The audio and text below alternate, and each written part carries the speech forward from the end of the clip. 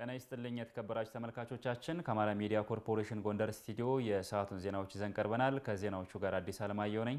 አብራችሁን ቆዩ። በሰባተኛው ሀገራዊ ምርጫ ማህበረሰቡ በንቃት እንዲሳተፍ የሚያስችሉ የግንዛቤ ማስጨበጫ ስራዎችን እያከናወነ መሆኑን የወልቃይት ጠገዴ ጠለምት አማራ ምሁራን ማህበር አስታወቀም።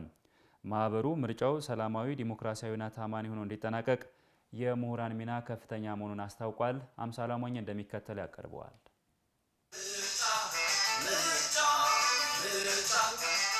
የወልቃይት ጠገዴ ህዝብ በአካባቢው በነበረው የሰላም ችግር ምክንያት በስድስተኛው ሀገራዊ ምርጫ መሳተፍ ሳይችል መቆየቱ ይታወሳል። በመጪው ግንቦት ወር የሚካሄደው ሰባተኛው ምርጫ ግን ህዝቡ ቀደም ሲል ያጣውን እድል የሚመልስና ወሳኝ ምዕራፍ መሆኑን የወልቃይት ጠገዴ ጠለምት አማራ ምሁራን ማህበር ዋና ስራ አስኪያጅ ዶክተር ገሰሰ ወንድም ገልጸዋል። ምርጫው ባለመደረጉ ብዙ ነገር እንድናጣ አድርጎናል። አንደኛው ይሄ ህዝብ ለበርካታ ጊዜያት ወኪሎችን በነፃ ሆኖ የመምረጥ እድል አላገኘም ነበር። ስለዚህ ያሁኑም በጣም ወሳኝ ነው ብለን የምናምነው ለዚህ ነው። ዶክተር ገሰሰው አክለውም ምርጫው ለዞኑ ህዝብ ያለውን የላቀ ፋይዳ ከግምት ውስጥ በማስገባት ሰፊ የግንዛቤ ፈጠራ ስራዎች እየተከናወኑ መሆኑን አስታውቀዋል። ሰላማዊ የሆነ ምርጫ እንዲደረግ እኛ በሚጠበቅብን ደረጃ ለመሳተፍ በጣም ዝግጁ ነን። አጠቃላይ ግን ማህበረሰባችን የማንቃት ስራ ላይ ግን ጠንክረን እየሰራን እንገኛለን። ምክንያቱም ይሄ አንደኛ ህገ መንግስታዊ መብት ነው። በምርጫ የሚያምን ማህበረሰብ ለመገንባት ምሁራን የድርሻቸውን ሊወጡ እንደሚገባ ያመላከቱት ደግሞ የማህበሩ አባል አቶ እያቸው ተሻለ ናቸው። ማህበሩ ከተመሰረተበት ዓላማ አንጻርም ቀሪ ተግባራትን አጠናክሮ መቀጠል እንዳለበት ጠቁመዋል። መንግስት በምርጫ ማምጣት እችላለሁ፣ መሬ በምርጫ መጣል እችላለሁ፣ መምረጥ እችላለሁ ሚል ማህበረሰብ ውስጥ መትከል አለብን። እንዲህ አይነት ስርዓት ማምጣት አለብን ብዬ ነው የማስበው። ስለዚህ ያለን ግንዛቤ እኔ በቂ ነው ብዬ አላስብም። ስለ ምርጫ ያለን ግንዛቤ ስራ መሰራት አለበት። በዚህ ረገድ ምሁራኑ መድፈር አለ። የወልቃይት ጠገዴ አማራ ምሁራን ማህበርም ሲቋቋም ፕራይመሪ ኦብጀክቲቭ ወይም ደግሞ የመጀመሪያ ዓላማው የህዝቡን ማንነት ፍላጎት እንዲከበር መስራት ስለነበረ ከዚህ አንጻር ያለው ፋይዳ ለህዝቡ በማስረዳት ብዙ ስራዎች ይጠበቁበታል ማለት ነው። ሰባተኛው ጠቅላላ ምርጫ በዞኑ መደረጉ ለዞኑ ህዝብ ወሰንና ማንነት ጥያቄ ምላሽ ለመስጠት በር ከፋች መሆኑንም ጠቁመዋል። ሰባተኛው ሀገራዊ ምርጫ የወሰነው ውሳኔ ደግሞ አንዱ በተቻለ መጠን መተዳደር የሚችልበት አቅጣጫ ወይም ደግሞ ግሪን ላይት ሰጥቶ የተወሰነ ውሳኔ ነው ብለን ነው የምናምነው። በሰባተኛው የሀገራዊ ምርጫ ከትግራይ የፖለቲካ ውክልና ነፃ ሆኖ ቢያንስ በፌዴራል ህዝብ ተወካዮች ምክር ቤት ይሳተፋል መባሉ ለኛ ፋይዳው ከፍ ያለ ነው ማለት ነው። ማንነታችን ለመወሰን ወይም ደግሞ መልስ ለማግኘት አንድ እርምጃ ነው ብለን ነው የምናስበው። ህዝቡ ተወካዩን ለመምረጥ የምርጫ ካርዱን አስቀድሞ መያዝ እንደሚገባው ተመላክቷል። ለሴቶች ስኬትና ውጤታማነት ወንዶች አጋር እንዲሆኑ በሰሜን ጎንደር ዞን የሴቶች ቀን በዓል የታደሙ ግለሰቦች ጠየቁ። የሰሜን ጎንደር ዞን ሴቶች ህጻናትና ማህበራዊ ጉዳይ መምሪያ የሴቶች ቀንን ምክንያት በማድረግ በደባርቅ ዩኒቨርሲቲ የውይይት መድረክ አካሂዷል። ደረጃ ደርበው እንደሚከተል ያቀርበዋል። የሰሜን ጎንደር ዞን ሴቶች ህጻናትና ማህበራዊ ጉዳይ መምሪያ ዓለም አቀፍ የሴቶች ቀንን ምክንያት በማድረግ የውይይት መድረክ በደባርቅ ዩኒቨርሲቲ አካሂዷል። በመርሃ ግብሩ መልእክት ያስተላለፉት የደባርቅ ዩኒቨርሲቲ ፕሬዝዳንት ጽህፈት ቤት ኃላፊ ዶክተር አንተነህ አገዘው ለሴቶች ሁለንተናዊ ተጠቃሚነት የወንዶች ድርሻ የጎላ ነው ብለዋል። ዩኒቨርሲቲው በሚያከናውናቸው የማህበረሰብ አቀፍ አገልግሎት ቅድሚያ ለሴቶች በመስጠት የሴቶችን ተሳትፎና ተጠቃሚነት ለማሳደግ እየሰራ ነው ብለዋል። ዩኒቨርሲቲያችን ሴቶችን ወደፊት ለማምጣት በተለይ ደግሞ በምርምር ማህበረሰብ አገልግሎት ቴክኖሎጂ ሽግግር ፕሮግራሞቻችን ካፓሲቲ ቢውልድ በማድረግ ምርምር ለሴቶች ብቻ ዲዛይን በማድረግ ሴቶችን ቅድሚያ የምንሰጥበት ሞዳሊቲዎች አሉ።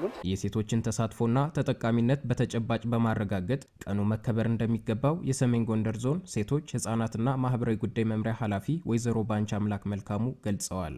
እንደሚታወቀው አሁንም ድረስ በሴቶች ላይ የሚደርሱ ጥቃቶች በርካታ ናቸው። ሴቶችን በቅጡ የኢኮኖሚ ተጠቃሚ ያላደረግናቸውም።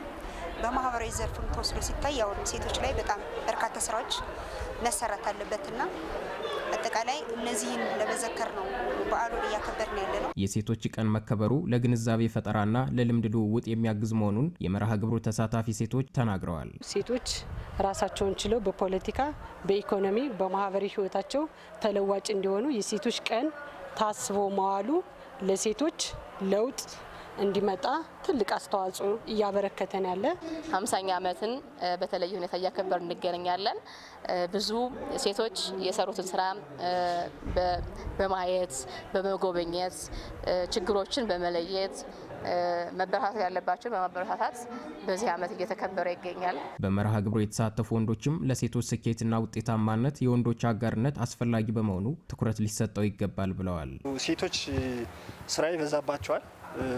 በቤት ውስጥም ያው በልማት ቦታ ላይም ካላቸው የስራ ድርሻ አኳያ ሰፋ ያለ ድርሻውን የሚይዙ ሴቶች ናቸው። የሴቶችን ድርሻ ግን ለማሳጠር የሴቶችን ድርሻ የጋራ ለማድረግ ወንዶች በሴቶች የስራ ድርሻ መሳተፍ መቻል አለብን። ሴቶችን ለማምጣት ወደ አመራር ለማምጣት የወንዶች አጋርነት ትልቅ ሚና አለው። ከዚህ ከአመራርነት ከውሳኔ ሰጭነት አንጻር ማለት ነው። የሴቶች ቀንን ምክንያት በማድረግ የደም ልገሳ፣ የጤና ግንዛቤ ፈጠራና የጎዳና ላይ ሩጫ ውድድር ተከናውኗል።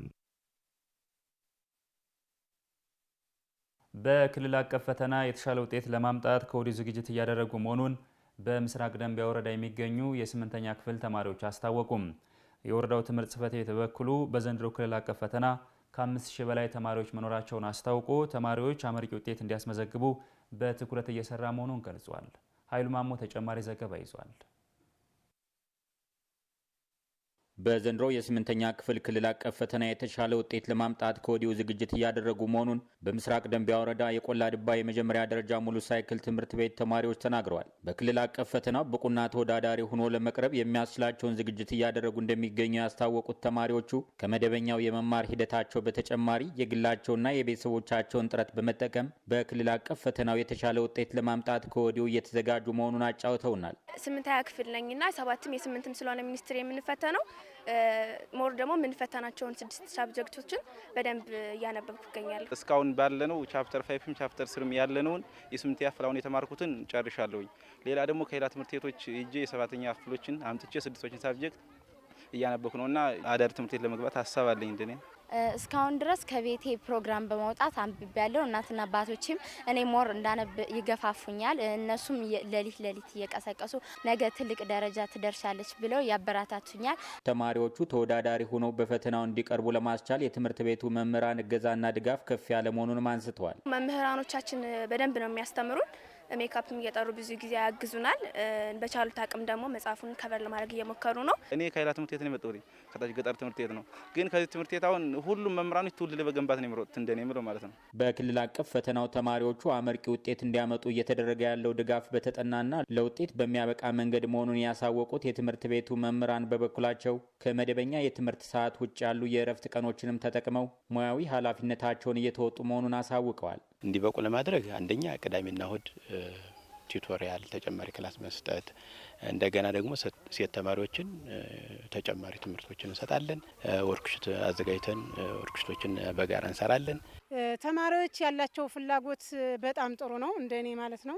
በተለይ 8ኛ ክፍሎች ሚኒስትሪ ተፈታኝ ስለሆኑ እሁድ ቅዳሜ እየጠራሁ አስተምራለሁ።